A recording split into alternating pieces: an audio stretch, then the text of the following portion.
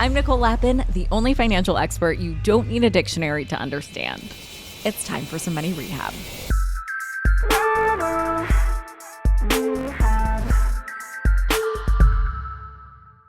Hey Money Rehabbers, it's Morgan, who's been filling in for Nicole this week while Nicole is out on mat leave. And it has been so much fun guest hosting. Thank you so much for hanging out with me this week. And maybe I'll see you again soon. Next week, the guest host is going to be Nicole, kind of. Next week, you're going to hear Nicole's favorite episodes of Help Wanted, the podcast that she co-hosts with Jason Pfeiffer, editor-in-chief of Entrepreneur Magazine. Help Wanted is like Money Rehab, but instead of answering all of your burning questions on money and personal finance, Help Wanted answers all of your burning questions on career and business, starting a company, excelling in a company, and everything in between. And so to close my week and start the next, I wanted to share an episode of Help Wanted that I was on. Enjoy and see you soon.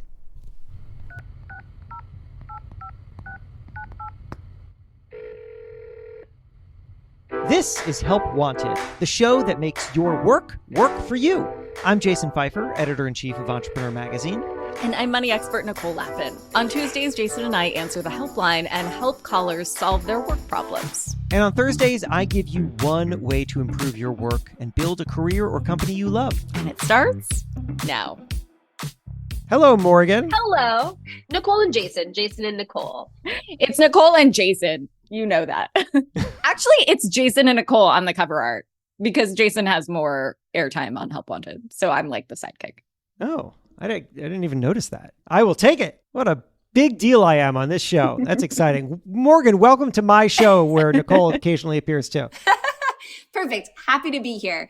Well, let's just start out by saying, you guys, it's 2024. It is a new era for a whole lot of things in our life. There's AI.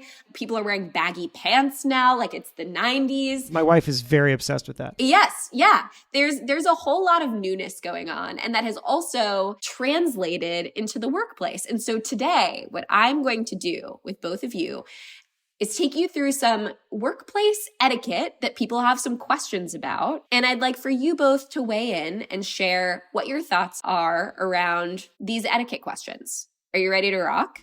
All right, I like it. It's the digital age Emily Post. Exactly. Great. All right.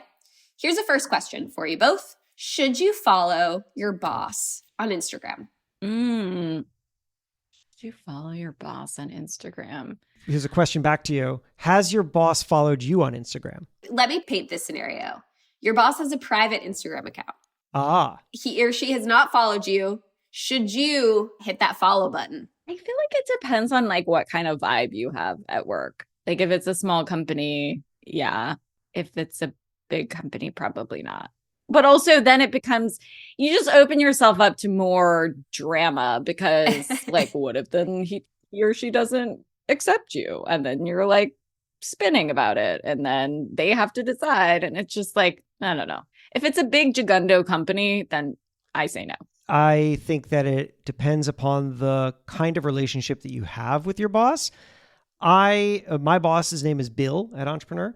I thought I did not follow him, but I just checked Instagram and actually I do, and he follows me. So maybe it's not so bad because I didn't even notice. But I think that the real issue here is how much should you be thinking about people that you know professionally when you are posting on social media? Mm-hmm. And I think the answer to that is all the time. Mm-hmm. Because even if your boss doesn't follow you, they could see something that you post. So you should probably act like your boss follows you, regardless of what you do. This is a funny offshoot of this. My boyfriend runs a company and they have about 50 employees, and they had a executive offsite recently. And one of his employees said like, oh, I'm doing more running on this. I think it's like a running app or like the Apple Watch. Clearly I'm not a runner, so I don't know, where you can like follow everybody's. Yeah, you can follow, right. There's like a whole ton of them. Okay. You can follow you when you're working out and like if you've reached these benchmarks. And he made a big deal about like, oh my God, I'm so excited. I'm on this thing. We can connect on it or like follow each other. And he's like, cool, man, whatever. And so then he accepted him as part of it. But then the guy blocked him. What? What? Maybe he thought, oh, well, like if I'm like working out in the middle of work, like is Jared gonna be annoyed, or like is he gonna see this now? And so he probably marinated on it and was like, nay. Better not. That's fair. I think that the blocking is an aggressive move. So you'd want to be careful about that. I mean, it was aggressive. It was like our pillow talk discussion of the other night.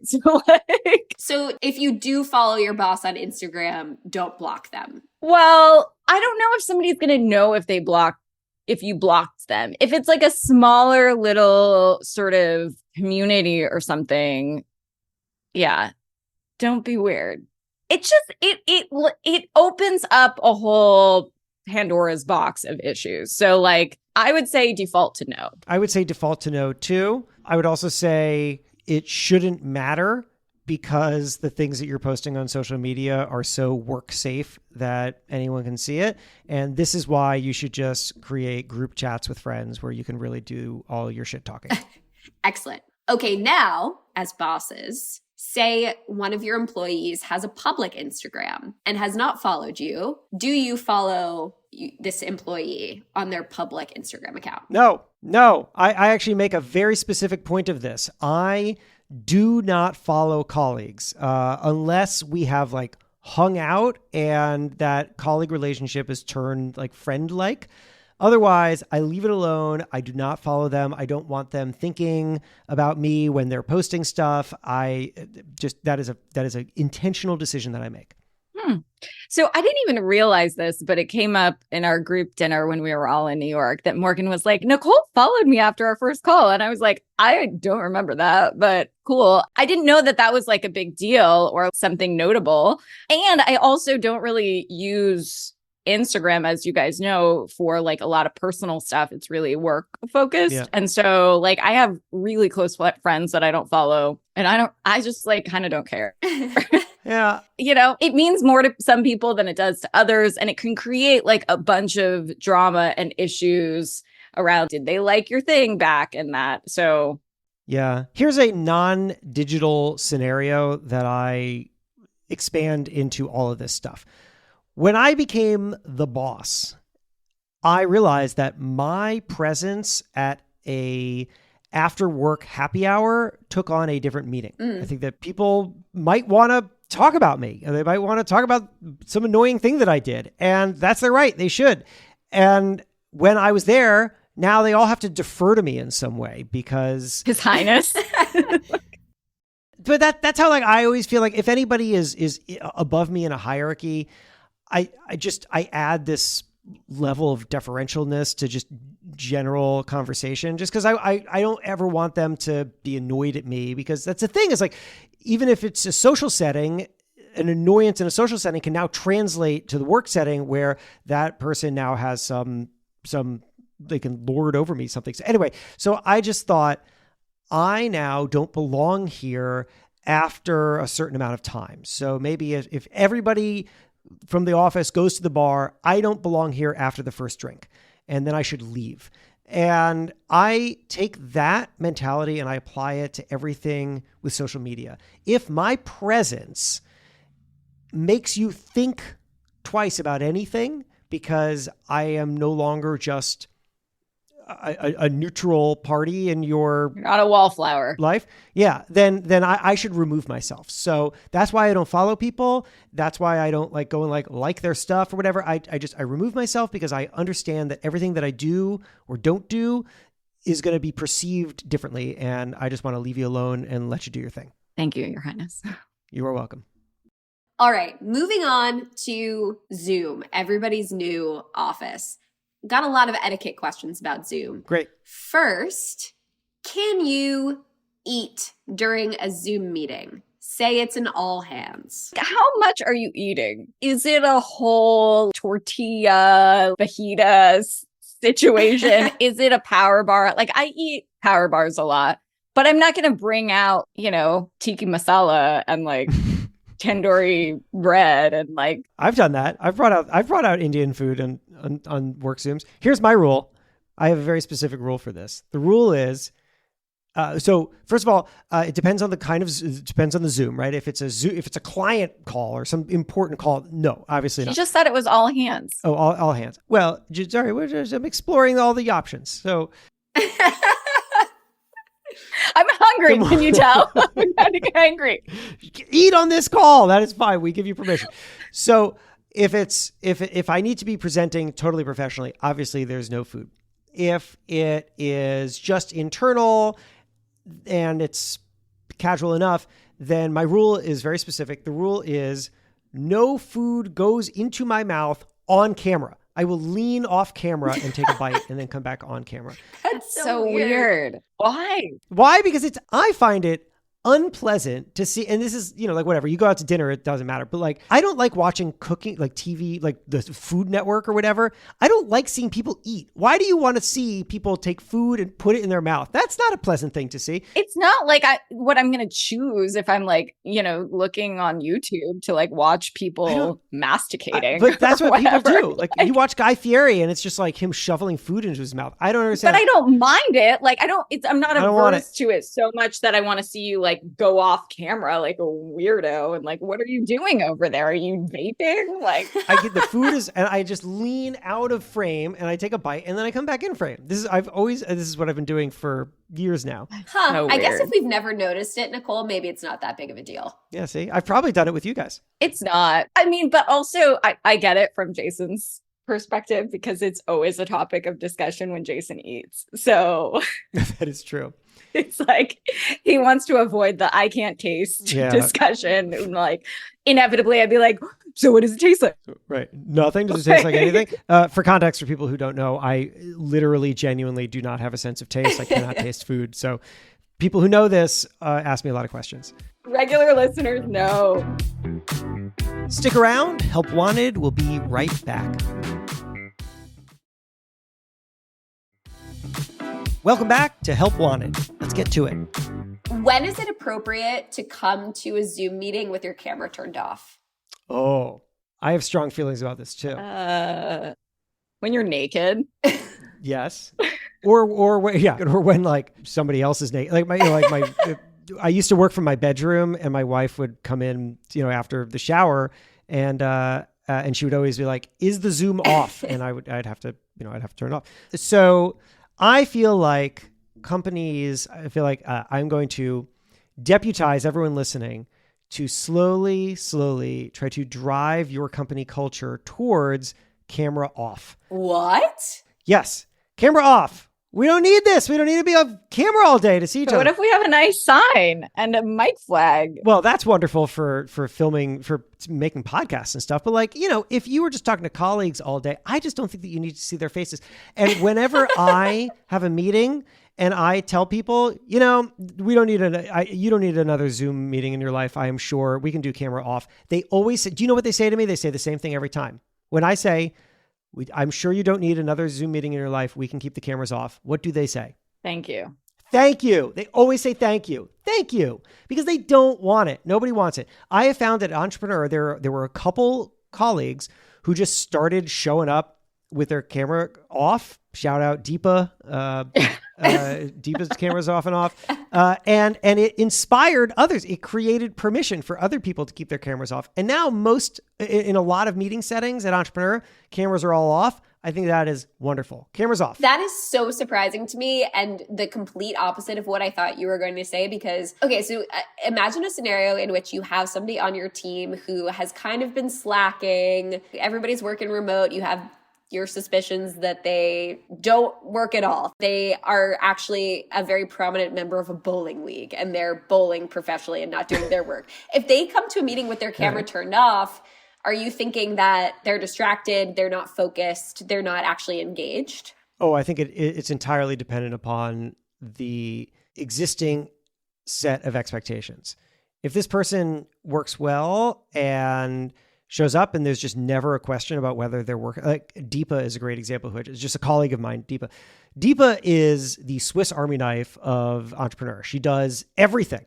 And there is never a question of whether or not Deepa is on it. Deepa is always on it. And as a result, nobody cares if Deepa's camera is off because she's there everything will get done. There's just no worry. So in a way, you almost have to earn the camera off. It's like Morgan is the Swiss Army knife of M&N. Keep your camera off, sister. We know Keep you're your camera off. You earned it. Wow. But generally, I will not put my camera on if I'm naked. Nobody needs to see that. Although I have seen your children naked a lot, Jason. Your two little boys. It's fine. Or if I'm driving, you guys know I'm a terrible driver, and so I keep my camera off. Yeah. Safety first. Safety first. Okay, next. Is it annoying to type during a Zoom call, and therefore should you not do it? If you have to take notes for a Zoom call, should you instead record the meeting or take notes in a notebook so that you're not clacking? I have thoughts on this too.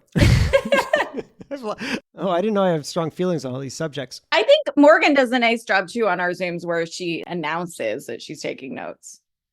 Yeah. That's a nice thing to do, is to be clear about it. And if you're taking notes and people know you're taking notes because you care about what is being discussed, then I don't, it's like whatever, there's a little clacking and that's fine. But a couple things to say. Number one, you can always mute. I do that often. If someone's going to be talking for a few minutes and I'm typing, I will just mute myself and then type away. But also, shout out, we are not getting any money for this, though we probably should. I have been using Fathom. Fathom is an AI note taker. It joins my meetings, and it is just I think it's fathom.video is the website. And it is awesome. Like it's just there in the background. It transcribes all your calls, but it also does this great job of organizing all the main points using AI. And it's really impressive. So now I have it in all my calls, and now I don't need to take as many notes. That's cool. I mean, I guess like I will generally take notes or notes adjacent if something's being said in a meeting and it's like, oh, the follow-up is you have to email or forward something. Like I'll do that. But who knows? I could be sexting. Could be. I don't know. So maybe it's worth announcing what I'm doing on my telephone. But also sometimes I'm not taking notes and I'm not sexting, but I'm like dealing with the dog walker right now or multitasking. I actually think that this is a really good move for anybody, which is to think about how other people perceive seeing you on the phone. So if you're in a meeting and you pick up your phone and you're taking notes, it's worth saying, I'm sorry, I'm just taking notes. And that way people don't think that you're sexting or texting the dog walker. What do you think of my phone usage? When you do it when we're recording or whatever? Yeah. I always assume you're dealing with something, and it's fine because you also, again, this comes back to like, what have you earned and what's the set expectations? I know that you're not going to pick up your phone and disappear into it in the middle of a conversation. And therefore, if you pick up the phone, it's not like a problem. But when my 8-year-old son, Fen, picks up his iPad in the middle of a conversation, I know we have fully lost him to Roblox, and therefore we got to pull him back. But when I go and I give a talk, like a keynote somewhere, oftentimes I'll see people on their phones, and then they will come up to me afterwards and they will show me the notes, and they'll be like, I'm sorry if it looked rude that I was on the phone. I was taking notes. Like they want to show that. And I think that that's a good instinct. That's cool. So that they're like, I wasn't on Roblox with Ben. Yeah, exactly. Right. I hope not. We are really hoping that the other people that Fen is interacting with on Roblox are also 8, but it's possible that they're 50 and at a convention listening to me give a keynote talk. All right, this next one, I'm going to start with you, Nicole, because I know this is a topic, Nicole, that you are very passionate about, which is small talk. On Zoom, it's particularly terrible. There's always those first couple of minutes in a Zoom meeting where there's like fumbly small talk where someone asks like, where in the world are you based? Or how's the weather where you are? Doing anything fun this weekend? Yeah, I hate it. Hate it. I don't like anything about it. I would rather be silent. So say you're on a Zoom call that has 5 attendees. You're waiting for the last 2 people. You sit in silence. Just really awkwardly, just glare at each other. No, because inevitably they're going to fucking ask me, where are you in the world? And like, oh my God, you're in LA. Isn't it raining? Yes. Are you a meteorologist? Like, got it. So I will not sit in silence because someone will say some stupid small talk Zoom thing. But honestly, we had a recording earlier today and Jason was late and we were waiting for him and I just sat silent. Oh. And I fumbled through some small talks and I asked where they lived. Morgan did the small talk. Oh man, I'm sorry about that. Yeah, I was just like, I'm done. I'm good. I'm comfortable with myself and the silence. I don't feel like I need to fill the void. Morgan's face right now. Because you had to do all the small talk, Morgan. What was your question? I'm sorry. Do anything good this weekend? I did the exact cliche thing that I was like, so do you guys live in New York? And they were like, nope, just outside of it in Jersey. And I was like, okay. Morgan's terrific at the small talk. And truly, I just want no part of it. I like big talk, but I don't know what that big talk is because there's a balance between like super big talk. Like, you don't want to be like, hey, so tell me about your childhood trauma. Like, we're just waiting on this other person. Like, let's get deep. Like, there has to be a middle ground. All right, I'm going to give it to you. Here's the solution. This is the solution. The solution is this. Tell a story. So this is what I always do is if I'm on a call, I share whatever the latest amusing or random thing is. I just start telling that to people. And the reason I do it is because I know that everyone on this call hates Zoom small talk, but also will feel obliged to do it unless somebody just fills the void. Somebody needs to fill the void. And I know that I, for better or for worse, a thing I can do is fill a void. And so I'll just start talking. I'll just tell some random story until everyone's there, and then I will exit the story and we'll get on.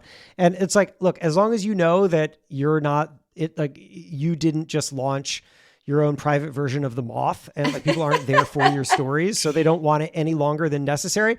But like, if you tell a story and then as soon as the last person shows up and the meeting is supposed to begin, like wrap your story up and move into the thing, everyone will love you for it. Yeah, no, I like that. I like a random story. The other day, I don't know if you were on the call, Morgan, but I got this little baby mic flag that I'm very excited about for our social videos. And it had just arrived. And I was like, oh my God, I got this like baby mic flag. I was so excited about it. And it was like an interesting show and tell. So maybe now I'm just going to keep it here and like pretend like I just got it all the time, just as my go-to story, because it's interesting. It's cute. It's not the weather. Yeah. Another way you could solve this for people is put interesting things in your background and then people will ask about them. Oh, like a money roll? Yeah, let's do that. Like a money roll, yes. Nicole's got a giant money roll in behind her, like a physical statue of money. But then you need something amusing to say about it. And I found this to be the case often when I go and call somebody and I was like, I like your wall of hats. And then they'll be like, oh, thank you. And then they'll start telling me about the hats and it fills whatever time is necessary. I usually have, depending on the angle, that I'm in my room, I either have a large old-timey typewriter behind me, which was my grandma's. And so I have a whole couple things to say about that. Or there are some guitars hanging on the wall that people ask me about, and then I say some things about that. So have something that starts a conversation. People will ask about it, but now it is your duty to have some at least mildly engaging thing to say about it that can last 60 to 120 seconds. Yeah, I like it. Lean on the props, not the weather. I like it. We have one more that we can probably squeeze in, and it's, do you treat Zoom as a mirror? Which I'm doing right now because I fucked up my hair color. So that's a pet peeve of mine when people do that. Can you tell though? Because I move my screen around like all around here. So you don't really know where my screen is. Is it a mirror? Is it not? It's not about where you're looking on the thing. It's about how you're behaving in the thing. And so if you're like adjusting your hair, I'm like, I know that wherever you're looking, that's where your video is. It's not a pet peeve when you do it because nothing that you could do could ever bother me. No. But when I'm on a bigger meeting and I see people do it, it is a pet peeve of mine. What percentage of time when you are on a Zoom call, for example, you listening at home, what you don't see is that we are recording. We're all in a Zoom together right now. Me and I'm looking at myself and in horror. Nicole is looking at herself and has checked her phone a couple of times. And we're also recording locally, which is why the audio quality is better. Anyway, point is, on this call or on regular calls, what percentage of the time have you spent looking at yourself? Morgan, how much time have you spent looking at yourself instead of me and Nicole on this call? I'd say 25%. I was going to go a little higher for myself, like maybe a third. Like 95%. My hair is really fucked up right now, and it is bothering me. And I know what you guys look like, but it's not 95%, but it's more than 25%. Nicole has her video pinned and ours aren't even visible. Small ones. Wait, Morgan. I don't care if the guest is in the waiting room. What the fuck is shrimping? Oh yeah, this is at the end, right? So there is a just for context, we're going to tape another episode after this one. There is a guest for that episode. That person is in the waiting room waiting for us. But also, Morgan had created a list of questions for this episode, and the shrimping was at the end. What the hell is shrimping? Okay, shrimping is the word for when somebody joins a Zoom interview like this. All right, what are you doing? Explain. Yeah, describe that. I am sitting so low in my chair that only my head is visible, like I'm the Wizard of Oz. Right. So it is 95% background. It's just like your head at a terrible angle, which is what it always is, and just like as a little nub in the bottom middle of everybody has seen that. Everybody has seen that. And I think the question is, how much does your composition on Zoom really matter and make an impact on people? Like, do people really care? And does it actually make a difference? Nicole says yes. Yes. 100%. Yes. 100%. This is why I'm like, Jason, change your fucking cord to make it the white cord that we got you. Like every little thing.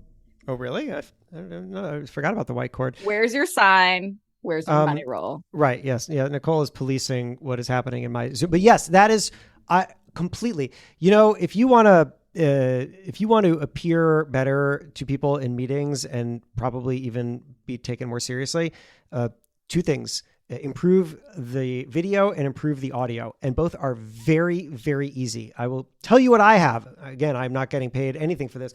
I have a Logitech Brio. It is a 4K camera. It just attaches to, it just sort of sits on top of my laptop. You plug it in. Instant giant improvement in video quality. It also handles lighting better. So like even if I'm in a semi-dark room, it looks better. And then I have for important meetings that I take, I have a Lav, and which is just the kind of little microphone that clips to your clothing, and it plugs directly into my MacBook. It's called a Clip 2, Clip 2 something, and it is great. It's so easy, and it makes my audio much better, and you get taken more seriously. So I think that's very important. Sorry, I wasn't listening. I was checking out my hair. What? The crazy thing about all of these questions is that they wouldn't have even been questions 4 years ago. And so the new normal, the way that we work is changing so much with technology and in a post-pandemic world. And so as listeners have questions about new work etiquette that they want to ask, DM Nicole or Jason on Instagram. You can follow them. Just maybe don't follow your boss. Help Wanted is a production of Money News Network. Help Wanted is hosted by me, Jason Pfeiffer. And me, Nicole Lappin.